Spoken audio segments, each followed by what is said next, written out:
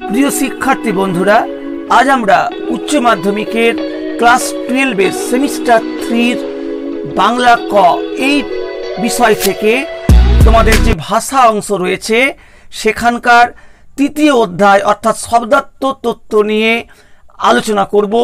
এখান থেকে most important 20টি প্রশ্ন আমরা আলোচনা করব, যাতে তোমরা এখান থেকে খুব সহজেই প্রশ্নগুলো কমন পাবে। যে কোনো ধরনের মাল্টিপল চয়েস প্রশ্ন এলে তোমরা সহজেই তার উত্তর কিন্তু করতে পারবে।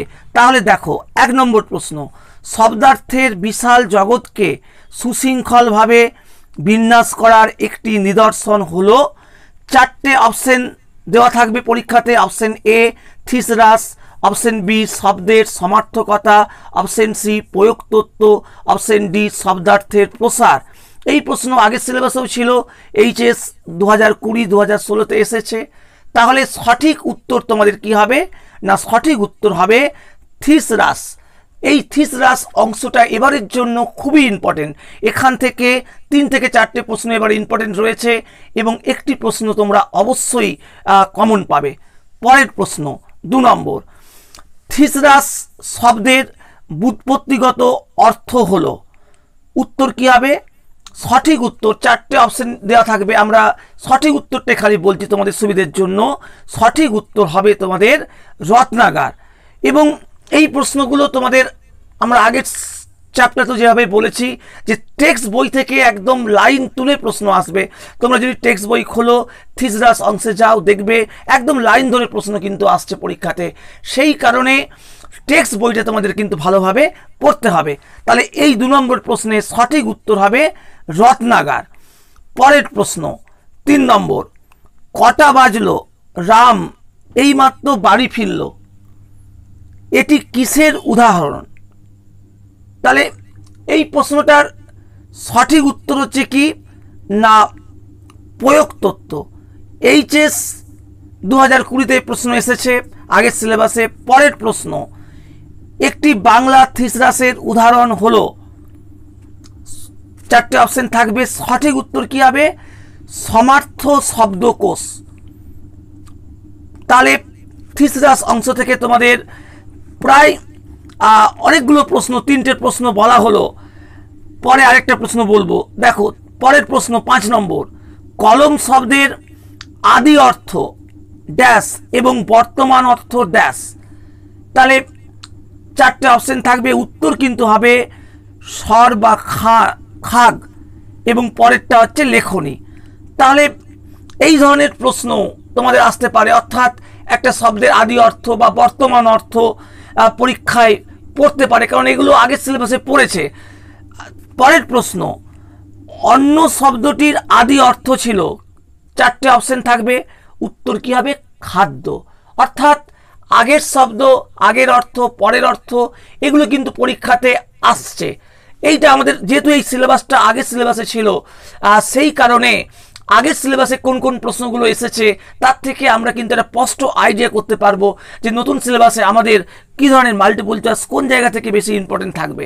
পরের প্রশ্ন দেখো, 6 নম্বরের পরে 7 নম্বর প্রশ্ন, সমাজের বিভিন্ন ক্ষেত্রে ভাষার ব্যবহার ভাষার অর্থের উপর যে প্রভাব ফেলে তার আলোচনাকে বলে ড্যাশ। 4টে উত্তর থাকবে, অপশন থাকবে, একদম বইয়ের লাইন ধরে তোমাদের পরীক্ষায় প্রশ্ন থাকবে। উত্তর কি হবে? প্রয়োগতত্ত্ব। প্রয়োগতত্ত্ব। তাহলে পরের প্রশ্ন, গোষ্ঠী শব্দের আদি অর্থ গবাদি পশু থাকার জায়গা এবং বর্তমান অর্থ সমূহ। তাহলে এটি শব্দার্থ পরিবর্তনের কোন ধারা? 4টে অপশন, উত্তর কি হবে না শব্দার্থের রূপান্তর। এই জায়গাটা কিন্তু খুব গুরুত্বপূর্ণ। একটা এক্সাম্পল তোমাদের দিয়ে দেবে, দিয়ে তোমাদের শব্দার্থের রূপান্তর বলতে পারে, শব্দার্থের সংকোচ বলতে পারে, শব্দার্থের উৎকর্ষ বলতে পারে, শব্দার্থের অপকর্ষ বলতে পারে। অর্থাৎ শব্দার্থ পরিবর্তনের যতগুলো ধারা আছে তোমাদের সবগুলোই কিন্তু ভালোভাবে করে নিতে হবে, যাতে তোমাদেরকে এক্সাম্পল দেবে, তোমাদেরকে উত্তর করতে। বইতে তোমাদের দেখবে তোমরা 2 থেকে 3টে করে এক্সাম্পল দেওয়া আছে। প্রত্যেক টেক্সট বইটা একবার পড়ে সমস্ত এক্সাম্পলগুলো করে রাখবে। তোমরা ওই টেক্সট বই থেকেই কিন্তু এক্সাম্পল দিয়ে এই ধরনের ধারা বলতে বলবে। তাহলে এখানে তোমাদের পুরো অর্থ পরিবর্তন হয়ে যাচ্ছে। সেই কারণে কি হবে? উত্তরটা হবে 8 নম্বর প্রশ্নের সঠিক উত্তর হবে শব্দার্থের রূপান্তর। পরের প্রশ্ন, দারুণ শব্দের আদি অর্থ ড্যাশ, 4টে অপশন, উত্তর কি হবে কাষ্ঠ নির্মিত। পরের প্রশ্ন, থিসরাস হলো একটি ড্যাশ, উত্তর হবে কি শব্দ, এখানে 4টে অপশন থাকবে, উত্তর হচ্ছে গ্রিক শব্দ। এটাও আগের সিলেবাসে পড়ে সংসদ নমুনা প্রশ্ন 2024-এ রয়েছে। তাহলে আমাদের এই প্রথম 10টা প্রশ্ন আমরা বললাম, আরও দুটো প্রশ্ন আমরা বলছি। দেখো 11 নম্বর, শব্দার্থের প্রথম ভাগটির নাম ড্যাশ, 4টে অপশন, উত্তর হবে সাধারণ অর্থ। পরের প্রশ্ন 12 নম্বর, উপবাস শব্দটির অর্থ নিকটে বাস, বর্তমান অর্থ অনাহার। এটি শব্দার্থ পরিবর্তনের যে ধারায় পড়ে, কোন ধারায় পড়ছে, এটা আগের মতোই। দেখো উপবাস আগে এক অর্থ ছিল, এখন সম্পূর্ণ অর্থ পাল্টে গেছে, ফলে এটা কি হবে অর্থের, উত্তর হবে অর্থের রূপান্তর। এটা কিন্তু সংসদের নমুনা প্রশ্ন 2024-এ বোর্ড থেকে যে নমুনা প্রশ্ন দেওয়া হয়েছে সেখানে রয়েছে। তাহলে 1 থেকে 12 এই টোটাল মোস্ট ইম্পর্টেন্ট 12টা প্রশ্ন তোমাদের প্রথমে আমরা বললাম। এখান থেকে তোমরা অবশ্যই সাধারণ যে মাল্টিপল চয়েস প্রশ্নগুলো পড়বে 2-3টে, সেটা তোমরা কিন্তু কমন পেয়ে অনায়াসেই যাবে। এরপরে বাকি আরও তোমাদের 8টা প্রশ্ন আমি বলে দিচ্ছি। এই 20টা প্রশ্নের মধ্যেই তোমাদের মোটামুটি তোমরা সব ধরনের প্রশ্নই কিন্তু কমন পাবে। পরের প্রশ্ন 13 নম্বর, শব্দার্থ তত্ত্বের একমাত্র আলোচ্য বিষয় হলো, এবং যখন যে প্রশ্নটা তোমরা দেখবে অবশ্যই বইয়ের লাইনে সেই লাইনটা খুঁজে বার করবে এবং তার সারাউন্ডিংসটাকে দেখে নেবে। দেখবে সব প্রশ্নের উত্তর তোমাদের বইতে কোনো রকম অসুবিধা হবে না এবং কমন পেতেও কোনো রকমের সমস্যা হবে না। তাহলে এই প্রশ্নের 13 নম্বর প্রশ্নের সঠিক উত্তর হচ্ছে মানব ভাষায় ব্যবহৃত বিভিন্ন শব্দের অর্থ বা মানে এবং তার কার্যক্রিয়া। তাহলে শব্দার্থ তত্ত্বের আলোচ্য বিষয়, এটা আমরা জাস্ট ম্যাটার হিসাবে দিয়েছি, পরীক্ষাতে একটু ঘুরিয়ে ফিরিয়ে বা একটু ছোট করে দিতে পারে প্রশ্নটা, যে শব্দার্থ তত্ত্বের আলোচ্য বিষয় কি, যে শব্দার্থের মানে শব্দের অর্থ বা মানে এবং তার কার্যক্রিয়া, তার কাজটা কি। এবার বা এটা অর্থ দিয়ে বলা হতে পারে যে শব্দার্থ তথ্যের আলোচনার ক্ষেত্র কেবলমাত্র ভাষার কোনো অংশের অর্থের আলোচনায় সীমাবদ্ধ।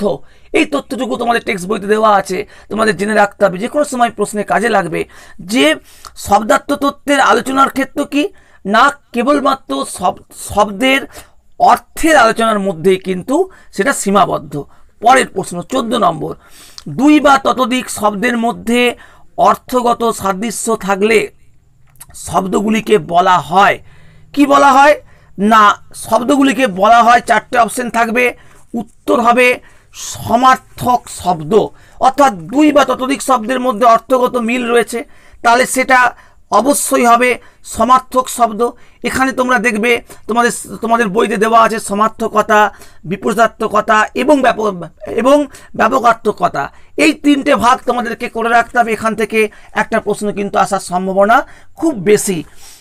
তাহলে এই পরের প্রশ্ন আমরা 14 নম্বরের পরের, বা তোমাদের বলতে পারে যে সমার্থকতা শব্দটি অর্থের অভিন্নতা বোঝাতে ব্যবহৃত হয়, যে সমার্থকতা শব্দটি অর্থের অভিন্নতা, একই অর্থ এটা বোঝাতে ব্যবহৃত হয়। এবং তার সমার্থকতার তোমাদের যে উদাহরণ রয়েছে, যেমন তোমাদের মা, তার আমরা জননী মাতা, তারপর হচ্ছে রবি সূর্য, তার আমি বলতে পারি রবি দিবাকর, অর্থাৎ এগুলো এরকম তোমাদের বইতে অনেকগুলো এক্সাম্পল দেওয়া আছে, তোমাদের একটু ভালোভাবে সেগুলো দেখে রাখতে হবে।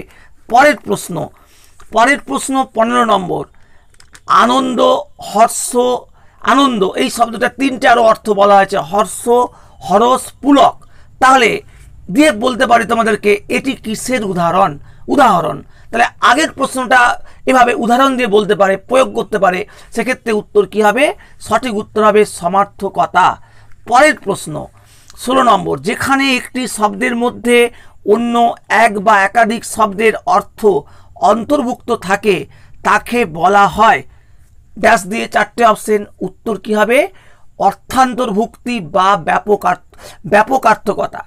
যে ব্যাপকার্থকতা, তাহলে হচ্ছে অর্থান্তর্ভুক্তি, তাহলে এটাও খুবই গুরুত্বপূর্ণ পরীক্ষার জন্য। অর্থান্তর্ভুক্তি এবারের পরীক্ষার জন্য খুবই গুরুত্বপূর্ণ।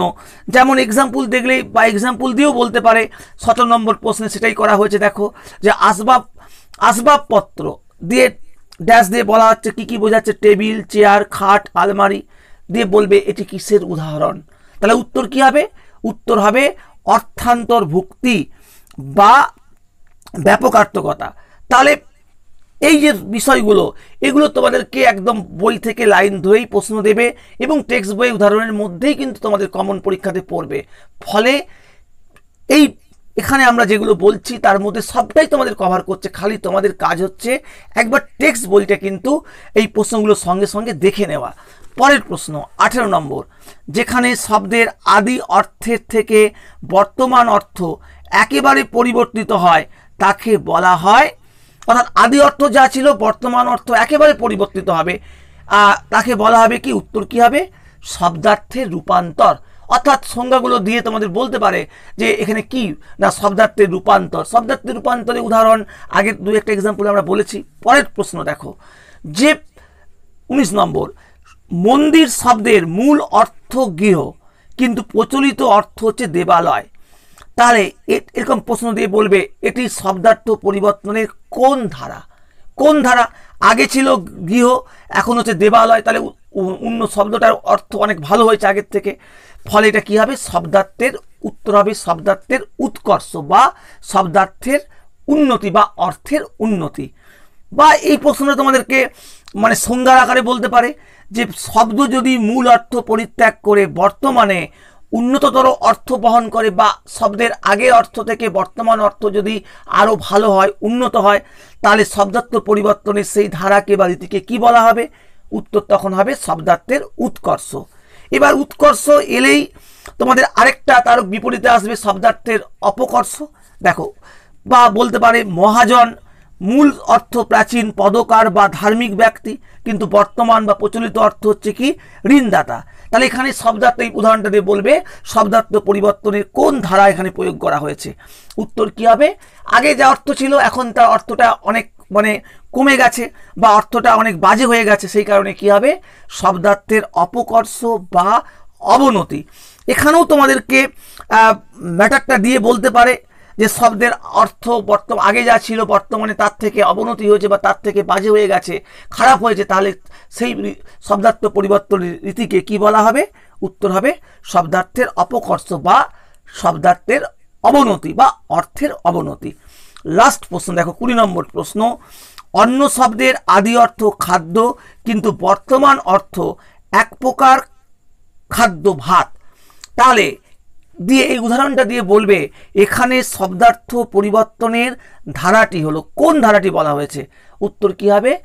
শব্দার্থের সংকোচ। কেন? আগে দেখো আগে ছিল খাদ্য, আগে যে কোনো রকমের খাদ্য অন্ন বলতে বোঝাতো, কিন্তু এখন অন্ন বলতে কেবলমাত্র ভাতকে বোঝাচ্ছে। তাহলে আগের থেকে অর্থটা এখন কমে এসছে, তাই এটা হচ্ছে শব্দার্থের সংকোচ। অর্থাৎ এখানে তোমাদের কিন্তু একটু বুঝে বুঝে জিনিসগুলো মনে রাখতে হবে। আর অথবা তোমাদেরকে একদম ডাইরেক্ট সংজ্ঞা আকারে দিতে পারে যে যখন একটি শব্দের আদি অর্থের তুলনায় পরিবর্তিত অর্থের ব্যাপকতা কমে যায় তখন শব্দার্থ পরিবর্তনের রীতিকে বলা হয়, চারটে অপশন থাকবে, উত্তর কি হবে? শব্দার্থের সংকোচ। অর্থাৎ আগের থেকে বর্তমানে শব্দের অর্থটা কিন্তু কমে গেছে, লিমিট হয়ে গেছে, সীমাবদ্ধ হয়ে গেছে, তখন সেটা হচ্ছে শব্দার্থের সংকোচ। যখন সংকোচ আসছে তখন তোমাদের তার বিপরীত শব্দার্থের প্রসারটা তোমাদের দেখতে হবে। দেখো যে বলতে পারে অন্যভাবে, যখন কোনো শব্দের পূর্বতন অর্থের সাথে সেই অর্থ ছাড়াও নতুন অর্থ বা অর্থ সমষ্টি যোগ হয় তখন তাকে বলা হয়, যে চারটে অপশন, উত্তর কি হবে? অর্থের প্রসার। অর্থাৎ একটা শব্দের সঙ্গে বর্তমানে যদি নতুন অর্থ সমষ্টি যুক্ত হয় তাহলে কি হবে? অর্থটা অনেক বেড়ে যাবে, তখন সেটা হবে অর্থের প্রসার বা শব্দার্থের প্রসার। এবং উদাহরণ দিয়েও বলতে পারে গাং আদি অর্থ গঙ্গা, বর্তমানে এর অর্থ যে কোনো নদী। তাহলে এখানে শব্দার্থ পরিবর্তনের কোন ধারা? তাহলে আগে ছিল গঙ্গা, এখন কিন্তু যে কোনো নদী, তাহলে শব্দার্থটা অনেক বেড়ে গেছে, সেই কারণে এটা হবে শব্দার্থের প্রসার। বা আরেকটা এক্সাম্পল বলতে পারে, কালী শব্দের আদি অর্থ ছিল কালো রঙের তরল বস্তু, বর্তমানে সব রঙের তরল বস্তু। তাহলে এখানেও অর্থ বেড়েছে। আর কালি বলতে লাল, নীল, সবুজ সব রঙের কালিকেই বোঝায়। তাহলে এটা হচ্ছে শব্দার্থের প্রসার। তাহলে তোমাদের শব্দার্থ পরিবর্তনের যে শব্দার্থের প্রসার, শব্দার্থের সংকোচ এবং শব্দার্থের রূপান্তরের মধ্যে শব্দার্থের রূপান্তর এবং তার সঙ্গে সঙ্গে শব্দার্থের উৎকর্ষ, অপকর্ষ, এইগুলো, এই টোটাল বিষয়গুলো তোমাদেরকে কিন্তু করে রাখতে হবে। এখান থেকে প্রশ্নই তোমরা কমন পাবে। এবং মনে রাখতে হবে যে এই চ্যাপ্টার শব্দার্থ তত্ত্ব তোমাদের সব থেকে ভাষার সহজ চ্যাপ্টার। এখান থেকে তোমরা খুব সহজেই সব প্রশ্নের উত্তর কিন্তু করতে পারবে। আজ তাহলে এ পর্যন্তই।